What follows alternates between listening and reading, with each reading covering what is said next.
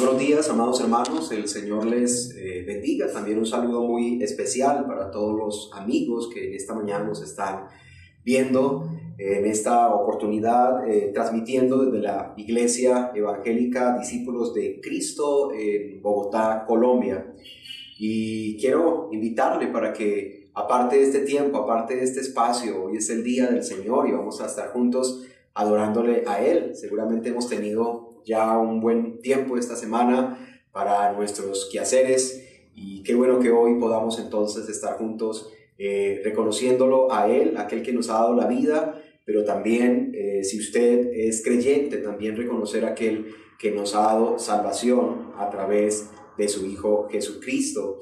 Y en esta oportunidad quiero invitarle para que estemos comenzando con una lectura de la palabra del Señor, así que le invito para que tome la Biblia y leamos juntos en esta oportunidad. Y vamos a leer en el libro de los Salmos, en el capítulo 145, vamos a leer allí este salmo, Salmos capítulo 145, y cuando leemos la palabra de nuestro Dios, lo hacemos con la bendición del Padre, del Hijo y del Espíritu Santo. Amén. Dice la palabra de Dios de la siguiente manera: Te exaltaré, mi Dios, mi Rey, y bendeciré tu nombre eternamente y para siempre. Cada día te bendeciré y alabaré tu nombre eternamente y para siempre. Grande es Jehová y digno de suprema alabanza, y su grandeza es inescrutable. Generación a generación celebrará tus obras y anunciará tus poderosos hechos. En la hermosura de la gloria de tu magnificencia y en tus hechos maravillosos meditaré. Del poder de tus hechos estupendos hablarán los hombres, y yo publicaré tu grandeza. Proclamarán la memoria de tu inmensa bondad y cantarán tu justicia. Clemente y misericordioso es Jehová, lento para la ira y grande en misericordia. Bueno es Jehová para con todos, y sus misericordias sobre todas sus obras. Te alaben, oh Jehová, todas tus obras, y tus santos te bendigan. La gloria de tu reino digan y hablen de tu poder, para hacer saber a los hijos de los hombres sus poderosos hechos, y la gloria de la magnificencia de su reino. Tu reino es reino de todos los siglos, y tu señorío en todas las generaciones. Sostiene Jehová a todos los que caen, y levanta a todos los oprimidos. Los ojos de todos esperan en ti, y tú les das su comida a su tiempo. Abres tu mano y colmas de bendición a todo ser viviente. Justo es Jehová en todos sus caminos, y misericordioso en todas sus obras. Cercano está Jehová a todos los que le invocan, a todos los que le invocan de veras. Cumplirá el deseo de los que le temen, oirá asimismo el clamor de ellos y los salvará. Jehová guarda a todos los que le aman, mas destruirá a todos los impíos. La alabanza de Jehová proclamará mi boca, y todos bendigan su santo nombre eternamente y para siempre. Dice el último versículo: la alabanza de Jehová proclamará mi boca, y todos bendigan su santo nombre eternamente y para siempre. Esa es la invitación, estimado hermano, estimado amigo, para que en esta mañana estemos alabando juntos al Señor y que podamos reconocer la misericordia que el Señor ha tenido para con cada uno de nosotros. Así que le invito para que estemos elevando una oración juntos al poderoso Señor. Acompáñeme.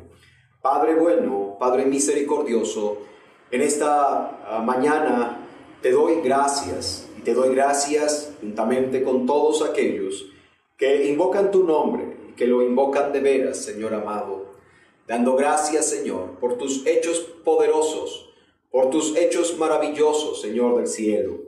Alabarte, exaltarte, oh Dios, reconocer tus maravillosas obras, reconocer tu sustento sobre toda la creación, Padre. Tú eres el que sostiene nuestras vidas, Señor, hasta este momento, Dios. Tú eres, Señor, el que guarda nuestras vidas hasta este momento, Padre eterno. Te doy gracias, Señor, por la noche anterior, por el sueño, Señor amado, por la paz, por la tranquilidad, Señor, para descansar, oh Dios del cielo.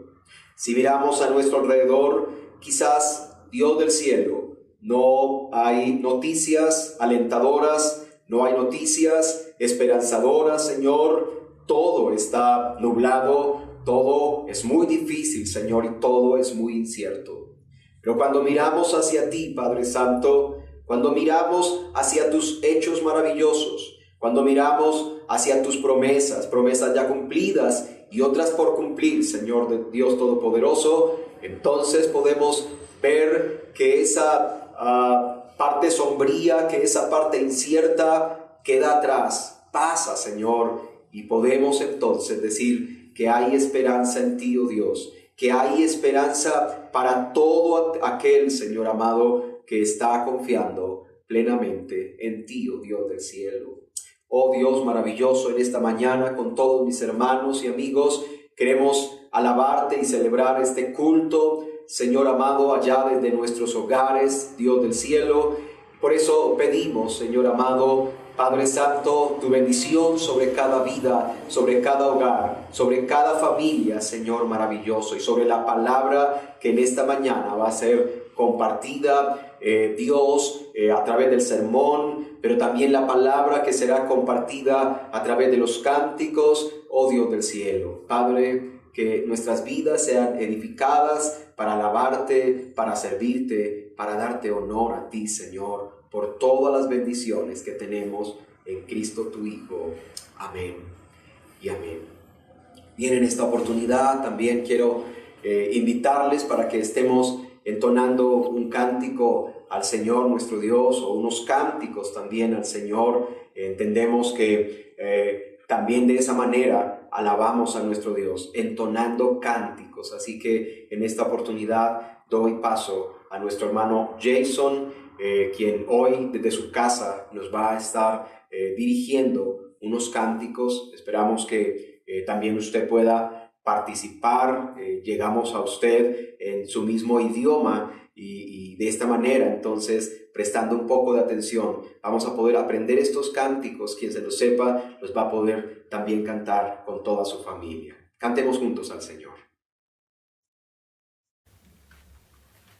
Bien, mis amados hermanos, buenas tardes, que el Señor sea bendiciéndoles, ¿sí?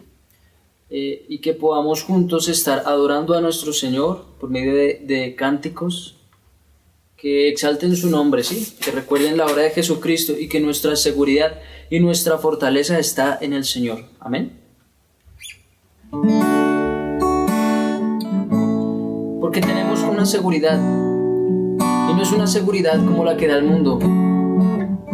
Es nuestro Señor Jesucristo, es la roca fuerte.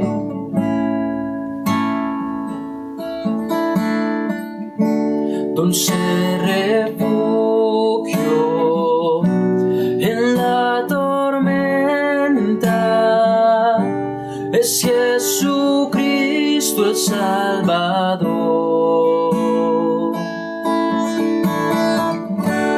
Él me alienta y alimenta con su palabra y su amor. Dulce refugio en la tormenta, es Jesucristo el Salvador. Él me alienta y alimenta con su palabra y su amor. Vengo a reposar en Él.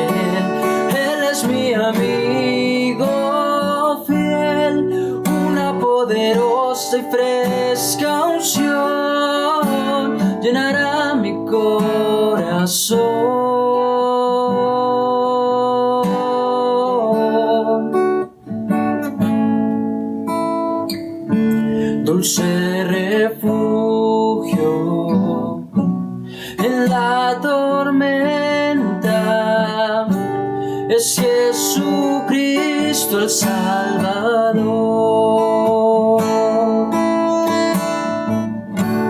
Él me alienta y alimenta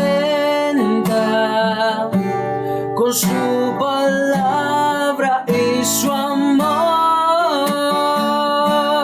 Vengo a reposar en Él. Él es mi amigo fiel, una poderosa y fresca unción llenará mi corazón. Vengo a reposar en Él.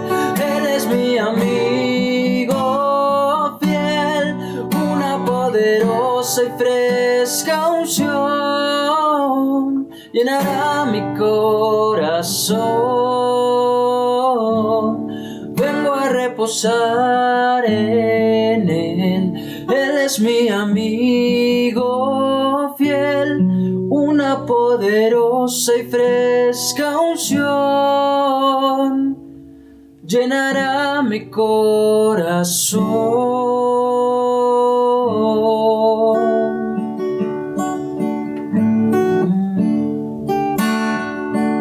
Solo en ti, Jesús, solo en ti encontramos la paz verdadera, quien sacia nuestra vida, quien nos colma de bendiciones. ¿A quién iré en necesidad? ¿A quién iré en busca de paz? ¿Y quién podrá mi vida saciar de verdad?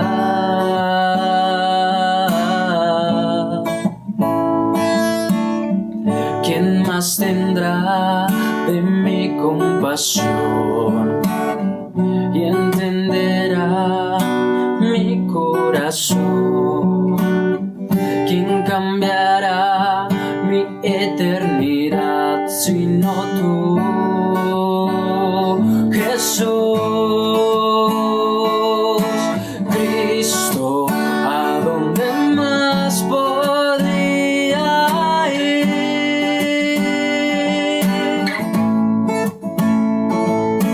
Cristo, ¿qué otro lugar puede existir?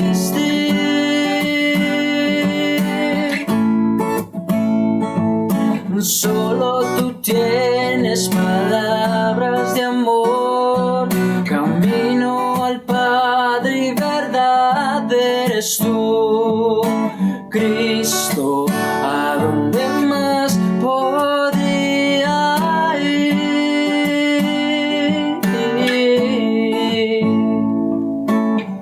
¿A quién iré en necesidad? ¿A quién iré en busca de paz? ¿Y quién podrá mi vida saciar de verdad?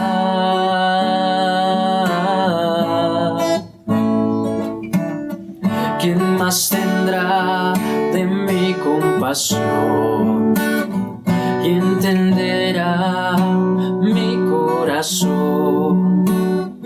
¿Quién cambiará mi eternidad sino tú, Jesús, Cristo? ¿A dónde más podría ir? Cristo, ¿qué otro lugar puede existir?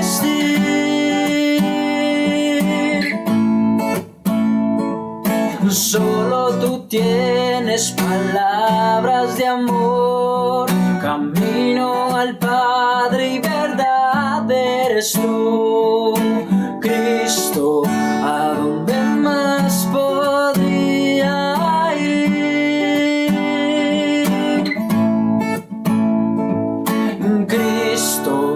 otro lugar puede existir.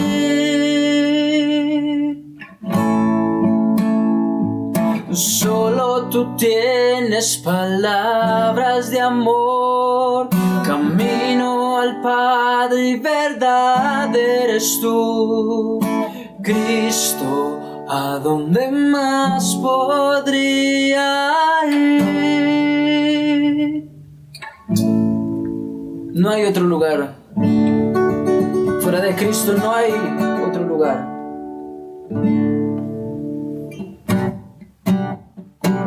Porque Él nos amó primero. Te exaltamos, Señor.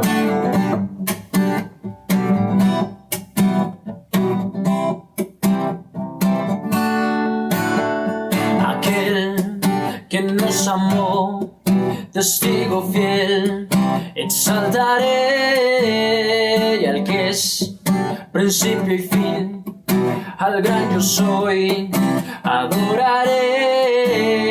Y aquel que nos amó, testigo fiel, exaltaré, y al que es principio y fin, al gran yo soy, adoraré. A Jesús mi Señor, resplandor de la gloria de Dios. A Jesús mi gran Rey, alabanza y honra daré. A Jesús mi Señor, resplandor de la gloria de Dios. A Jesús mi gran Rey, alabanza y honra daré. Y aquel que nos amó, testigo fiel, exaltaré, y al que es principio y fin, al gran yo soy, adoraré. Y aquel que nos amó, testigo fiel, exaltaré, y al que es principio y fin, al gran yo soy, adoraré. A Jesús mi Señor, resplandor de la gloria de Dios. A Jesús mi gran Rey, alabanza y honra daré. A Jesús mi Señor, resplandor de la gloria de Dios. A Jesús mi gran Rey, alabanza y honra daré. Siempre te alabaré, siempre te adoraré, siempre te exaltaré, siempre te cantaré. A Jesús mi Señor, resplandor de la gloria de Dios. A Jesús mi gran Rey, alabanza y honra daré. A Jesús mi Señor, resplandor de la gloria de Dios. Oh, a Jesús mi gran Rey, alabanza y honra daré. Alabanza y honra daré. Alabanza y honra daré.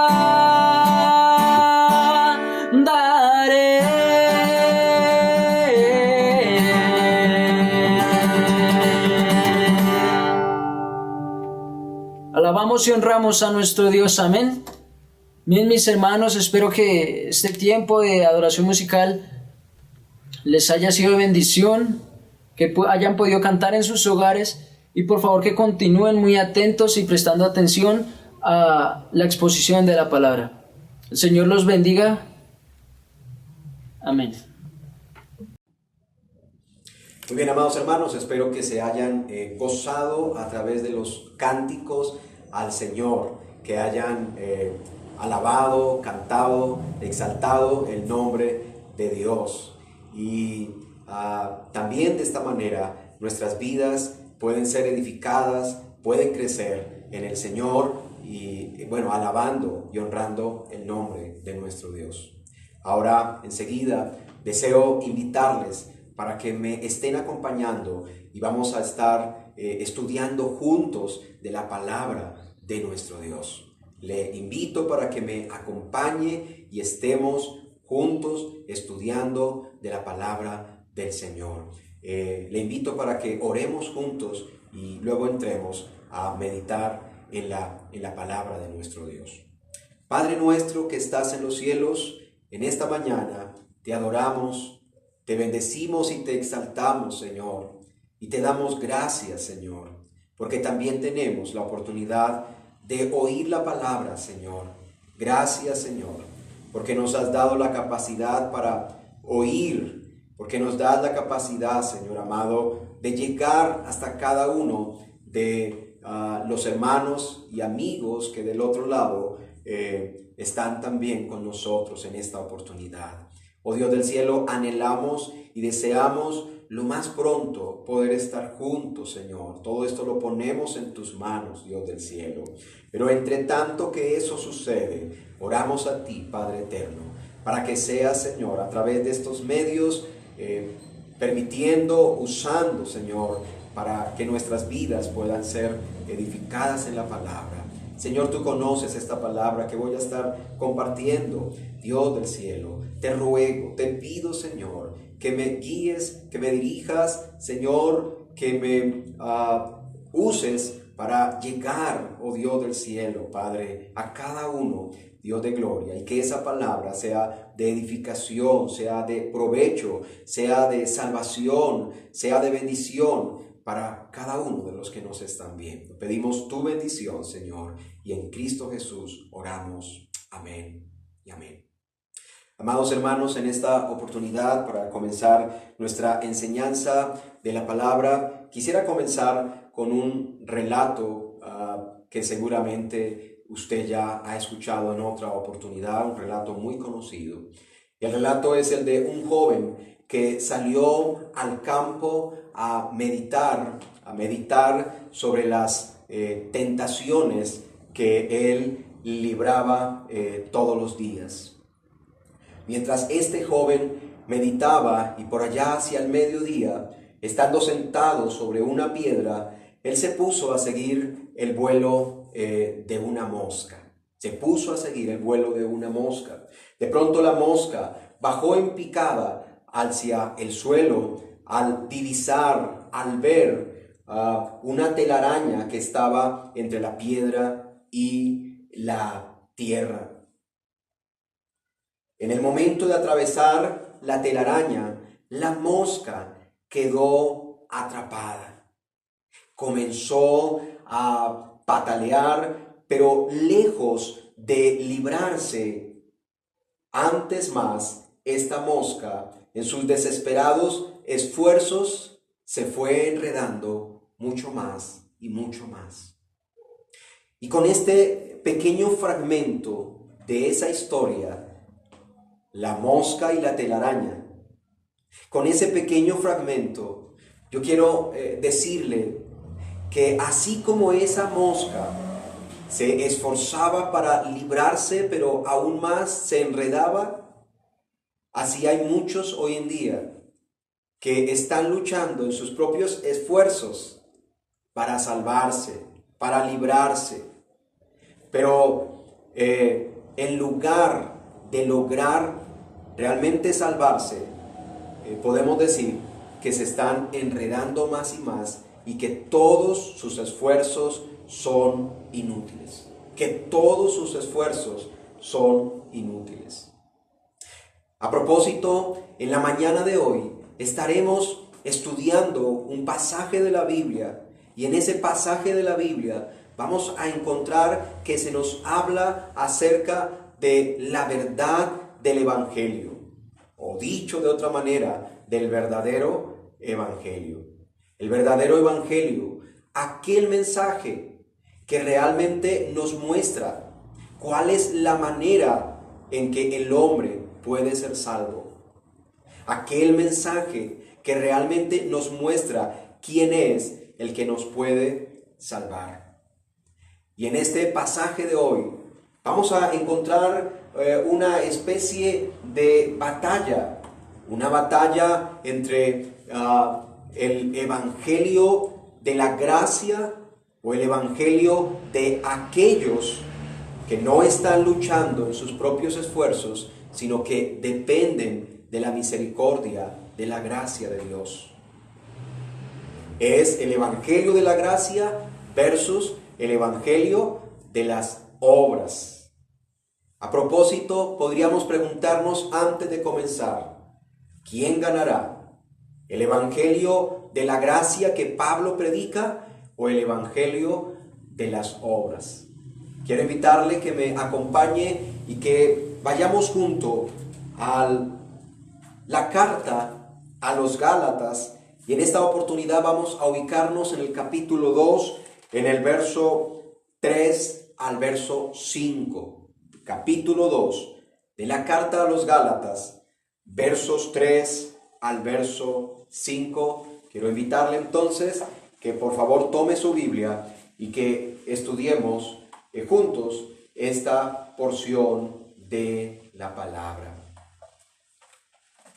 Dice la palabra de Dios, verso 3 al verso 5, dice: Mas ni aun Tito, que estaba conmigo, con todo y ser griego, fue obligado a circuncidarse. Y esto a pesar de los falsos hermanos, introducidos a escondidas, que entraban para espiar nuestra libertad que tenemos en Cristo Jesús, para reducirnos a esclavitud, a los cuales ni por un momento accedimos a someternos para que la verdad del Evangelio permaneciese con vosotros. En esta oportunidad, entonces, amados hermanos, estaremos estudiando de estos 3 versículos. El tema de nuestro sermón en esta mañana, el tema de nuestra predicación en esta mañana es la verdad del Evangelio. La verdad del Evangelio. Y estaremos viéndola en 3 partes. La verdad del Evangelio demostrada, la verdad del Evangelio atacada y la verdad del Evangelio establecida. Comencemos entonces con la primera parte, y para esto quiero entonces que nos ubiquemos en el versículo 3. Y el versículo 3 dice: Mas ni aun Tito, que estaba conmigo, con todo y ser griego, fue obligado a circuncidarse. Bueno, en esta primera parte lo que podemos decir es que de Tito ya hemos hablado en otras oportunidades. Hemos dicho que Tito era hijo espiritual de Pablo, pero que también era su compañero de ministerio. De hecho, en las Escrituras se menciona a Tito junto a Pablo en muchas oportunidades, o quizás comisionado o representando a Pablo en distintos lugares. Hijo espiritual de Pablo, pero también compañero de este hombre.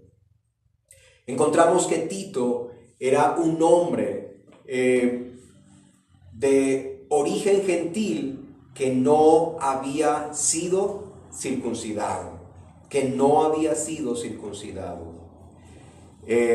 Este rito prácticamente que encontramos que observaban aquellos que eran de nacionalidad judía, observaban el rito de la circuncisión o la práctica, permítame, de la circuncisión. Tito, siendo entonces de origen gentil, y siendo creyente, no se había hecho circuncidar, no había sido circuncidado. Entendemos que Pablo va en esta oportunidad, como veíamos la vez anterior, va hacia Jerusalén. En Jerusalén está la sede central, por decirlo así, de la iglesia cristiana. Allí se encuentran los líderes. Y Pablo va, entonces, dice la Escritura, con Bernabé, eso lo dice en los primeros versículos, Pero no va solamente con Bernabé, sino también va a ir con este hombre llamado Tito. Nosotros encontramos en la Escritura que Tito es llevado por Pablo, o que Pablo va acompañado con Tito. Tito, siendo gentil y siendo un hombre que no había sido circuncidado a pesar de ser creyente, es llevado por Pablo. La pregunta es, ¿por qué Pablo va a llevar a Tito? Bueno, primero que todo, permítame recordarle que en ese momento se están viviendo unas circunstancias de controversia al interior de la iglesia. La iglesia se ha extendido. La iglesia ha pasado de tener entre sus miembros a pueblo de nacionalidad judía y ha empezado a llegar a distintas naciones. Y al llegar a distintas naciones, personas de distintas naciones conocidas como los gentiles, ¿sí? Entonces empezamos a ver que se empieza a generar una controversia.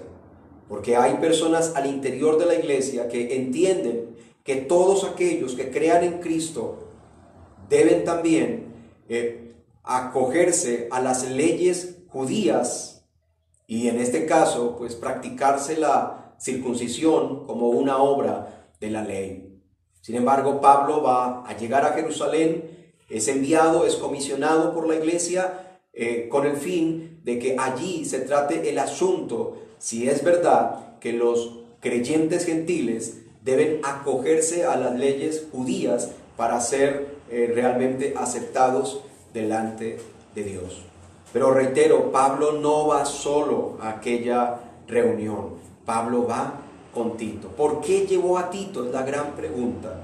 Recuerde nuestro primer asunto, la verdad del Evangelio demostrada. Pues precisamente Pablo va a Jerusalén, lleva a Tito, pero lo lleva no para provocar a los apóstoles que están allí, sino que lleva a Tito para demostrar la verdad del Evangelio que Pablo predica. Y entonces aquí tendríamos que hacernos una pregunta. Estimado hermano, estimado amigo. Y la pregunta es, ¿cómo van a recibir a Tito allá en Jerusalén? Si allá encontramos que es la sede de la iglesia, donde la mayoría son judíos, están ubicados en Jerusalén, la mayoría son judíos. Los líderes de la iglesia son de origen judío, pero Pablo trae a Tito, un hombre gentil, un hombre gentil. La pregunta es, ¿cómo van a recibir a Tito allí? ¿Lo van a recibir como a un hermano o lo van a recibir como a un incircunciso? ¿Cómo lo van a recibir? Pues bien, dice el versículo 3, mas ni aun Tito, que estaba conmigo, con todo y ser griego, fue obligado a circuncidarse.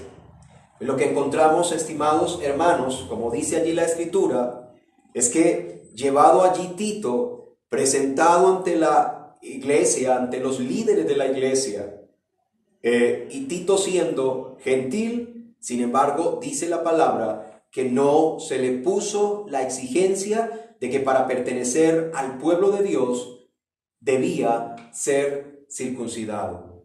Que para pertenecer al pueblo de Dios, que para ser creyente, que para ser salvo, debía entonces ser circuncidado. El texto lo dice muy claro, que Tito, con todo y ser griego, no fue obligado a circuncidarse. Lo que podemos concluir allí entonces es que el hecho de que a Tito no se le circuncidara y se le acogiera en el seno de la iglesia sin este rito, sino observar esta obra de la ley judía, encontramos entonces que lo que se está mostrando es que el evangelio que Pablo predica es el evangelio verdadero. Es el evangelio en el cual se nos muestra que Dios no hace acepción de personas y que tanto los unos como los otros, personas de toda nacionalidad, son recibidos por Dios bajo los mismos términos. Los unos y los otros van a ser aceptos más bien delante de Dios bajo los mismos términos. ¿Cómo somos aceptos delante de Dios? Bien, la palabra del Señor nos muestra que toda persona, que toda criatura, la única manera para ser aceptos es a través de la sola fe en la obra de nuestro Señor Jesucristo. La sola fe en la obra de nuestro Señor Jesucristo. Eso es lo que nos muestran las Escrituras. Tito era un verdadero creyente. Había sido alcanzado por el Evangelio. Se le había predicado el Evangelio de la salvación por la gracia, el Evangelio gratuito solamente por medio de la fe en la obra de nuestro Señor Jesucristo. Aquí podríamos llegar a un punto en el cual podríamos decir que aquí hay un anticipo de que el que va ganando es el evangelio que Pablo predica, el evangelio de la gracia versus el evangelio de las obras. Pero puedo anticiparle que esa lucha no iba a ser fácil y por lo tanto quiero invitarle que miremos nuestro segundo punto. Y bien, amados hermanos, les decía en el punto anterior que si bien lo que sucedió en el punto anterior de que la verdad del Evangelio quedó demostrada, sin embargo, aunque haya ahí un aparente anticipo de victoria, de batalla ganada, sin embargo, eso no fue tan fácil. Y no fue tan fácil porque entramos al versículo 4 y en el versículo 4 vamos a encontrar que la verdad del Evangelio va a ser atacada. La verdad del Evangelio va a ser atacada. Lea conmigo nuevamente el versículo 4. Con detenimiento dice: y esto a pesar de los falsos hermanos introducidos a escondidas, que entraban para espiar nuestra libertad que tenemos en Cristo Jesús, para reducirnos a esclavitud. Aquí lo que nos muestra es que entran esas personas y entran de manera encubierta, entran a escondidas, se infiltran. Son personas que no han sido invitadas, pero resultan allí en aquella reunión. Y una vez estando en aquella reunión, se supone que comienzan entonces a exponer sus puntos de vista legalistas. ¿Cuáles son los puntos de vista legalistas que estas personas están proclamando, que están anunciando y que en aquella reunión comienzan también a expresar? Por cierto, déjeme decirle que estos que aparecen aquí y que el escritor dice que son falsos hermanos, son precisamente los proponentes del evangelio de las obras, ¿sí? El evangelio de las obras, o que el hombre es salvo a través de sus propios esfuerzos. Y ellos comienzan entonces a exponer su evangelio de obras.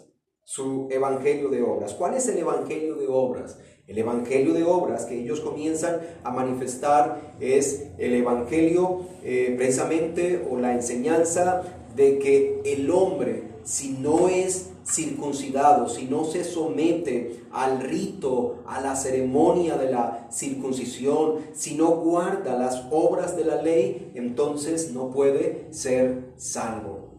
Lo veíamos la semana pasada cuando leíamos el libro de los Hechos en el capítulo 15, versículo 1, que allí claramente se nos muestra cuál era la postura de estos falsos hermanos introducidos aquí a escondidas. Y la postura era que si una persona había creído en Cristo, debía luego entonces ser circuncidado. Dicho de otra manera, debía aceptar las leyes judías. Por decir algo, un extranjero, un gentil, una persona que no era judía, entonces, según la enseñanza de estas personas, si esa persona era creyente, debía entonces tomar y guardar la ley judía, hacerse judío, en otras palabras, como era esta práctica de la circuncisión, para entonces ser salvo. Nótese cómo se le añadía al evangelio de Jesucristo el que una persona, aparte de creer en Cristo, debía entonces también guardar ritos y leyes para poder ser salvo. Pues bien, hermanos, ¿por qué ellos enseñaban esto de la circuncisión? Como es el caso del pasaje que estamos mirando, porque dice que a Tito no se le obligó que fuera circuncidado y que allí habían personas que estaban espiando y que estaban allí atentas, como buscando la manera para que los creyentes que estaban allí también fueran sometidos bajo ese sistema de obras de la ley. Y es que allí nosotros encontramos que para este grupo de personas, en su sistema de creencias, esto de las leyes judías y de guardar ceremonias era algo muy central. Y era tan central, como ya lo mencioné anteriormente, que decían que si una persona no guardaba esto, entonces no podía ser salvo. Pero ¿qué debe hacer un creyente frente a eso? ¿Qué debía hacer Pablo y sus compañeros frente a eso? Porque allí quien está es Pablo. Allí está Tito, que como dijimos anteriormente era gentil e incircunciso. Pablo debía entonces acceder a la circuncisión. Pablo debía entonces acceder a lo que estas personas querían imponerles, de decirles: tú eres creyente, pero aparte de ser creyente, es decir, estás incompleto. Si no guardas esto, entonces no puedes ser salvo, no puedes ser agradable delante de Dios. No tenían que hacer eso. Los creyentes tampoco tenemos que hacer eso, porque nosotros entendemos que estas leyes que ellos estaban en ese momento imponiendo sobre los creyentes, ya eran leyes que habían sido abolidas, que habían sido anuladas, que no tenían ninguna vigencia. ¿Por qué no tenían ninguna vigencia? Porque eran solamente hasta cuando viniera Cristo. Pero entendemos que ya Cristo vino, ¿sí? Y cumplió las leyes. Y incluso también entregó su vida. Y entregó su vida en pago de nuestra desobediencia incluso a las leyes divinas. Entonces podemos decir que la ley que ellos estaban imponiendo como un medio de salvación ya había sido cumplido por Cristo y que ya no tenía ninguna validez. Yo quiero rápidamente leer con ustedes dos textos de la Biblia que me parece que nos pueden ayudar a esto. En el libro a los Romanos, en el capítulo 7, en el verso 4, libro a los Romanos, capítulo 7, versículo 4, dice de la siguiente manera: así también vosotros, hermanos míos, habéis muerto a la ley mediante el cuerpo de Cristo, para que seáis de otro, del que resucitó de los muertos, a fin de que llevemos frutos para Dios. ¿Sí? Así también vosotros, hermanos míos, habéis muerto a la ley mediante el cuerpo de Cristo, para que seáis de otro, del que resucitó de los muertos, a fin de que llevemos fruto para Dios. Una vez la persona está en Cristo, realmente eso es suficiente para su salvación. ¿Sí? Y ya aquí dice que hemos muerto a la ley. Que hemos muerto a la ley. Hemos muerto a la ley ¿cómo? Como medio de salvación. ¿Sí? No guardamos las leyes para ser salvos. Únicamente nuestra confianza está puesta en el Salvador Jesucristo. Pero también encontramos ahí mismo en ese libro, en el capítulo 10, allá en el versículo 4, dice: porque el fin de la ley es Cristo para justicia a todo aquel que cree. Porque el fin de la ley es Cristo para justicia a todo aquel que cree. Si alguien está buscando ser justificado delante de Dios, esa manera de ser justificado es solamente a través de Cristo, no a través de la ley. Dice: el fin de la ley es Cristo. Por eso, hermanos, entonces podemos entender que lo que estas personas estaban imponiendo a los creyentes realmente era algo que era antiguo y que era vencido. Por cierto, el texto está hablando de que lo que ellos querían hacer era esclavizar nuevamente a los creyentes. Oiga bien, esclavizar nuevamente a los creyentes. ¿Qué significa eso? Como lo dice allí el mismo pasaje, el versículo 4. El versículo 4 está diciendo y está hablando acerca de la libertad que tienen los creyentes en Cristo Jesús. A esos que han sido libres en Cristo Jesús o por medio de la fe en Cristo Jesús, estos falsos hermanos les quieren entonces volver a esclavizar. Y ya esto supone algo. ¿Sabe qué supone, hermanos y amigos? Que todo aquel que está en Cristo es libre. Que todo aquel que está en Cristo ha sido hecho libre. Ha sido hecho libre de la esclavitud. ¿Qué significa eso? Que ya esa persona ha sido libertado de estar dependiendo de sus propios esfuerzos para ser salvo. Ya es una persona que ha sido libre de estar buscando la salvación por sus propios medios. Porque claramente el que vive haciendo eso es un esclavo. El que vive haciendo eso es un esclavo. ¿Sabe? La expresión que Pablo utiliza aquí, de que estas personas quieren llevarnos a esclavizar, es una expresión que no es muy fuerte, no es una expresión exagerada, es real.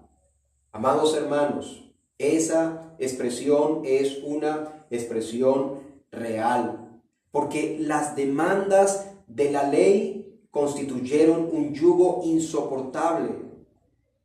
Las demandas de la ley, lo que estas personas estaban imponiendo como sistema de salvación, era un yugo demasiado pesado, demasiado fuerte. Aquí nomás en el capítulo 5 de esta carta dice de la siguiente manera, para corroborar, era algo muy fuerte. Dice: estad pues firmes en la libertad con que Cristo nos hizo libres. Y mire lo que dice: y no estéis otra vez sujetos al yugo de esclavitud. Pedirle a la gente que guarde eso, obligar a las personas a que guarden, ¿sí?, a que guarden ese tipo de leyes, de obras, de ceremonias, de ritos y de cosas.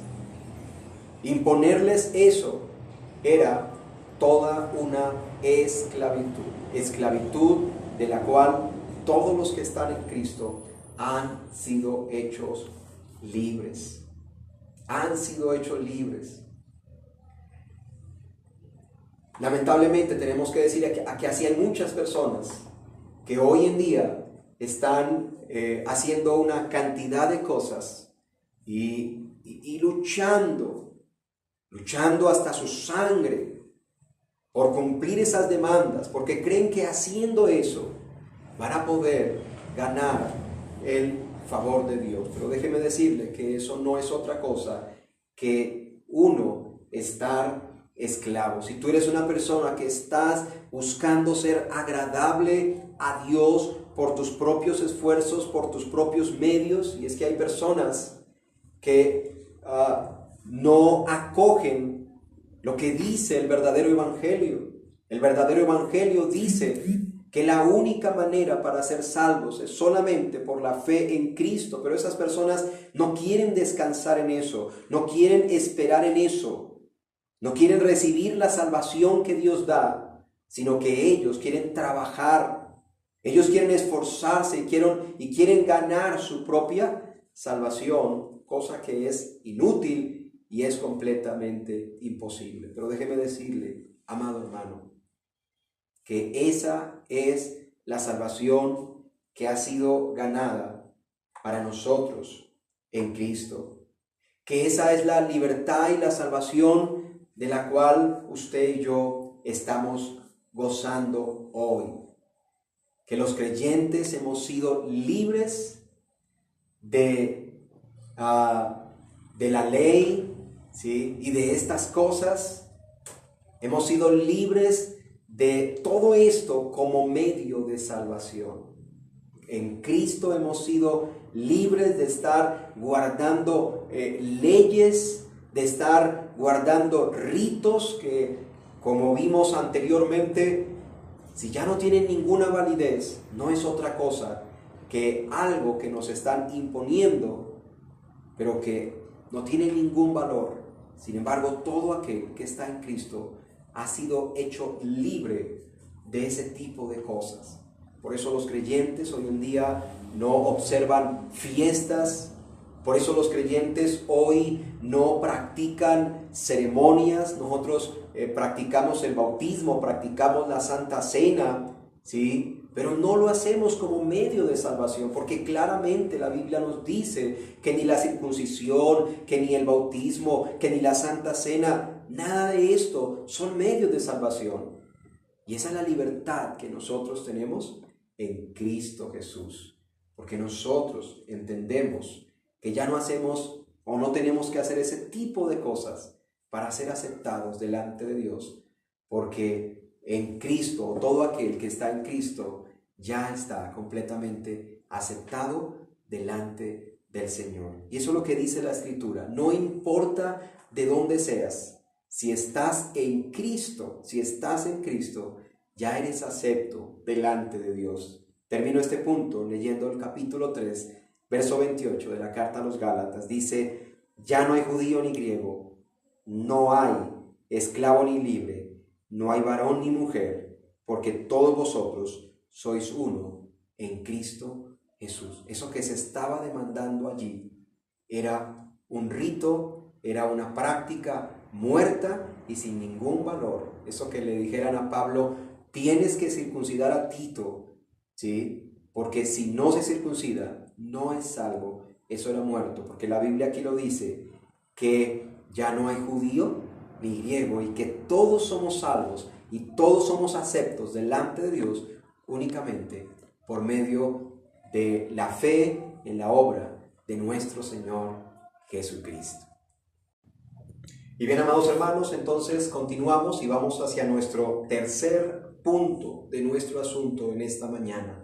Tercer punto lo encontramos en lo que dice el versículo 5 que les dije a ustedes acerca de que la verdad del Evangelio. Bueno, hasta aquí hemos visto dos primeros puntos. El primer punto de nuestro asunto, la verdad del Evangelio, el primer punto es que la verdad del Evangelio fue demostrada. El segundo punto fue que la verdad del Evangelio fue atacada, ¿sí? Y ahora vamos a mirar nuestro tercer punto.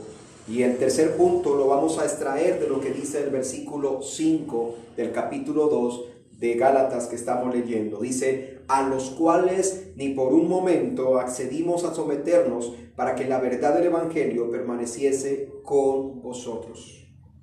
Encontramos aquí entonces que Pablo no accede a las exigencias de estos falsos. Y no accede, dice, ni un momento, ni un instante Pablo accedió a esas exigencias. Ya lo dijimos anteriormente. No era algo sano, no era algo realmente que el Evangelio del Señor Jesucristo demandara, era algo que estaba completamente al lugar. Entonces Pablo dice aquí que ellos en ningún momento accedieron a tales exigencias. Pues bien, amado hermano, seguramente algunos viendo este pasaje que dice que de ninguna manera accedimos a ellos, no nos sometimos a ellos, pueden ver en Pablo quizás a un hombre inflexible, a un hombre demasiado inflexible. Pero la verdad es que esa es una imagen equivocada del apóstol, porque Pablo no era un hombre inflexible. Mire lo que nos muestra la Biblia acerca de Pablo, por allá en la primera carta a los Corintios, en el capítulo 9, en el verso 20 y 21, podemos ver rasgos de la vida de Pablo y vamos a mirar que Pablo realmente no era un hombre inflexible. En el capítulo 9, verso 20 dice: me he hecho a los judíos como judío para ganar a los judíos, a los que están sujetos a la ley, aunque no esté sujeto a la ley, como sujeto a la ley, para ganar a los que están sujetos a la ley. No sé, me da la impresión que de pronto no hice una buena lectura del versículo 20 y quiero volverlo a leer con usted. Acompáñeme. Dice: me he hecho a los judíos como judío. ¿Para qué? Para ganar a los judíos, a los que están sujetos a la ley, aunque yo no esté sujeto a la ley, como sujeto a la ley, para ganar a los que están sujetos a la ley. Eso dice el versículo 20. Y el versículo 21 dice: a los que están sin ley, como si yo estuviera sin ley, no estando yo sin ley de Dios, sino bajo la ley de Cristo. ¿Para qué? Para ganar a los que están sin ley. No sé si a usted le parece que Pablo era un hombre demasiado inflexible. ¿Era inflexible aquel hombre que dice que se hacía a los judíos para ganar a los judíos? ¿Que se hacía a los gentiles para ganar a los gentiles? No, la verdad, Pablo no era un hombre inflexible. ¿Cuándo Pablo sí era inflexible? Pablo era inflexible cuando aquello ante lo cual él se encontrara fuera en contra de la verdad del Evangelio. Él no era inflexible. Dice que procuraba más bien hacerse a unos y a otros y acomodarse a la situación con el fin de ganarlos para Cristo. No es una persona inflexible, pero sí era inflexible cuando aquello iba en contra de la verdad del Evangelio. Pablo era un hombre que no quería ser un obstáculo para el Evangelio de Cristo. Era un hombre que no quería ser un obstáculo para el Evangelio de Cristo. Ahí mismo, en el capítulo 9 de la carta a los Corintios, en el versículo 12, dice Pablo: si otros participan de este derecho sobre vosotros, ¿cuánto más nosotros?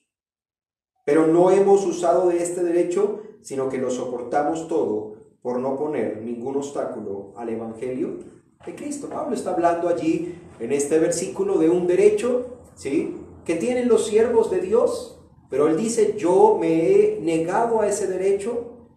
¿Con qué fin? Con el fin de no poner obstáculo al Evangelio de Cristo. Pablo no quería ser un obstáculo al Evangelio de Cristo.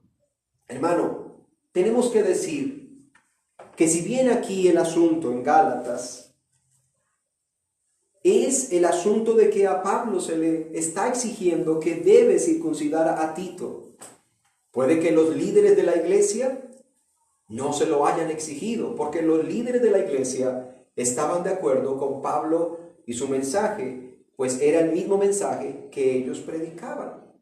Era el mismo mensaje que ellos predicaban. Cuando miramos el libro de los Hechos, en el capítulo 15, vamos a ver qué predicaba Pedro, ante quien Pablo está aquí en esta reunión. ¿Qué predicaba Jacobo?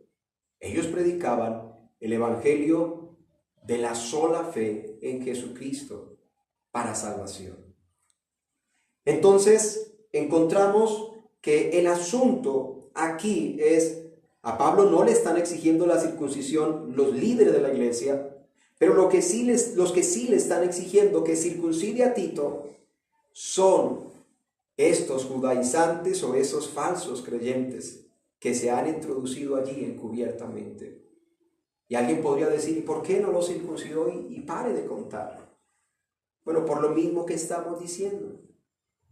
Se puede ceder, ¿sí?, en todo aquello que no vaya contra la verdad del Evangelio. Pero ceder en ese momento era entonces ir en contra del Evangelio verdadero. Era ir en contra del Evangelio verdadero. El asunto aquí no era en sí la circuncisión como tal. ¿Sabe una cosa? En sí no era la circuncisión como tal. Era el hecho de que lo estuvieran obligando a la circuncisión. Oiga bien, hay que prestarle atención al término obligar, porque una cosa era que Pablo circuncidara a Tito, ¿sí? Él lo podía hacer, pero el otro caso aquí más delicado es que los estuvieran obligando, que les estuvieran imponiendo eso, sobre todo teniendo en cuenta que estos falsos enseñaban la circuncisión como medio de salvación. ¿Qué mensaje estaba dando Pablo si él accedía entonces a las exigencias de estos falsos? Les decía a ustedes que el caso no era en sí la circuncisión, porque si usted recuerda, en otro momento Pablo accedió a que Timoteo, ¿recuerdan de Timoteo? Otro discípulo y colaborador de Pablo. Si usted mira por allá el capítulo 16 del libro de los Hechos, en el versículo 3, dice que Pablo accedió en esa oportunidad a que Timoteo fuera circuncidado, porque en ese momento era algo diferente. En ese momento era algo así como, vamos a predicarle a los gentiles y queremos entonces hacernos a los gentiles para ganarlos a Cristo. Y luego les hacemos ver que no es necesario el rito de la circuncisión para ser salvos. Pero ese momento era diferente. Aquí el hecho es porque los obligan, es porque les dicen que si no se circuncida a Tito, entonces no es salvo, no es un verdadero creyente. Pero ya lo vimos, Tito fue recibido por los líderes de la iglesia que predicaban el mismo evangelio que Pablo, fue recibido como un hermano y no le exigieron que se tenía que circuncidar. Ese es el asunto aquí que se está viendo. Es decir, hermanos, que aquí lo que está en juego en sí no es sencillamente la simple circuncisión como tal, sino que lo que está en juego es la verdad del Evangelio. Es decir, que si Pablo accedía a eso, entonces no solamente estaba socavando la verdad del Evangelio, sino que además estaba dando un mensaje equivocado acerca de nuestro Señor Jesucristo. Lo que estaba en juego era entonces la gloria de Cristo. Lo que estaba en juego era, ¿acaso Cristo si es suficiente para salvarnos? ¿Acaso el sacrificio de Cristo es suficiente para salvarnos? Si Pablo accedía a la circuncisión de Tito como medio de salvación, pues entonces Pablo estaba no solamente negando el verdadero evangelio, sino que además estaba yendo en contra de la gloria de nuestro Señor Jesucristo y de su suficiencia para salvación. De su suficiencia para salvación.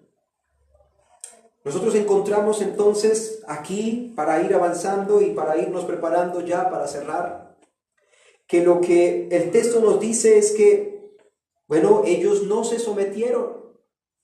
Si a ellos en algún momento se les impuso que debían circuncidarse, o que debía ser circuncidado Tito más bien, pues Pablo dice aquí, no nos sometimos a ellos.